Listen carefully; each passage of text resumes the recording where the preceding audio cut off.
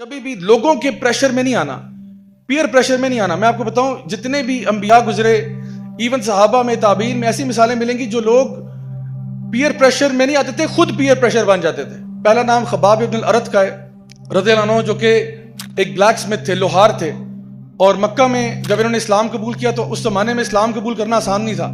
اسلام قبول کرنے کا مطلب تھا سیدھا سیدھا ٹارچر ہوں گے آپ، کیونکہ مسلمان مائنورٹی میں تھے، مشرکین مکہ میجورٹی میں تھے، اور جب ان کو پتہ چلتا کہ کوئی مسلمان ہو گیا ہے وہ ٹارچر شروع کر دیتے۔ ان کی جو مالکن تھی جو ان کو اون کرتی تھی، کیونکہ وہ غلام تھے، اس نے ان کو اس دکان پہ بٹھایا ہوا تھا کہ جی یہاں پہ آپ جو ہے نا وہ لوہے کا کام کریں۔ تو جب اس مالکن کو پتہ چلا کہ بھئی یہ تو اسلام قبول کر لیا انہوں نے، تو اس نے اپنے گنڈے اور بدماش بھجوائے کہ جا کے ذرا خباب کو نا ذرا مزہ چکھا کے آؤ کہ یہ کون ہوتا ہے اسلام قبول کرنے والا، میرے ساتھ ہوتے ہوئے یہ کون ہوتا ہے اسلام قبول کرنے والا۔ تو اب ذرا فاسٹ فارورڈ کریں، عمر ابن خطاب کے دور خلافت میں صحابہ ایک ایکسپیڈیشن پہ گئے ہوئے ہیں، اور ایک دریا کے کنارے ایک جگہ پہ پونڈ کے پاس آئے، اور وہاں پہ کیونکہ گرمی کی شدت تھی تو انہوں نے کہا کہ چلو یہاں نہا لیتے ہیں۔ تو خباب بن الارت نے اپنی قمیض اتاری اور پانی میں نہانے کے لیے اترے۔ تو صحابہ نے جب خباب بن الارت کی پیٹھ دیکھی نا تو ان کے رونگٹے کھڑے ہو گئے۔ انہوں نے کہا خباب یہ آپ کی پیٹھ پہ کیا ہوا ہے؟ تو انہوں نے کہا یہ تو بہت پرانی بات ہوگی۔ انہوں نے کہا لیکن یہ ہوا کیا ہے؟ پتہ کیا تھا؟ ان کی کمر میں سوراخ ہوئے ہوئے تھے، ان کی پیٹھ میں سوراخ تھے۔ انہوں نے کہا یہ خباب یہ کیا ہے؟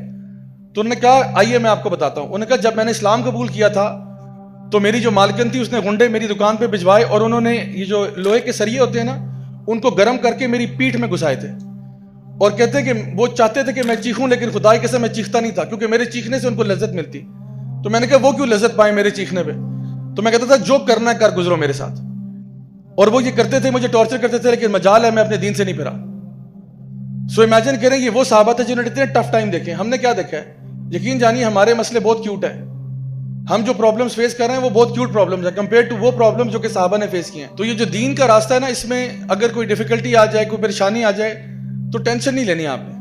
آپ یہ سوچیں اللہ میرے ساتھ ہے، میں بالکل گھبراؤں گا نہیں۔ اور اگر کوئی لوگ آپ کو تانے دیتے ہیں، انسلٹ کرتے ہیں کہ بھئی تم تو بڑے مولوی ہو گئے، تم تو بڑی مولون ہو گئی، یہ کیا ہو گیا، رمضان نہ ہوا تم نے اپنے آپ کا حلیہ ہی بدل دیا، تم نے اپنے طور طریقے بدل، کوئی بات نہیں، الحمدللہ اللہ کے رنگ میں رنگے جائے، صبغۃ اللہ کے رنگ میں رنگے جاؤ۔ تو اس سے بہتر اور کون سا رنگ ہو سکتا ہے کہ انسان کے کہ الحمدللہ میں اللہ والا ہو گیا ہوں۔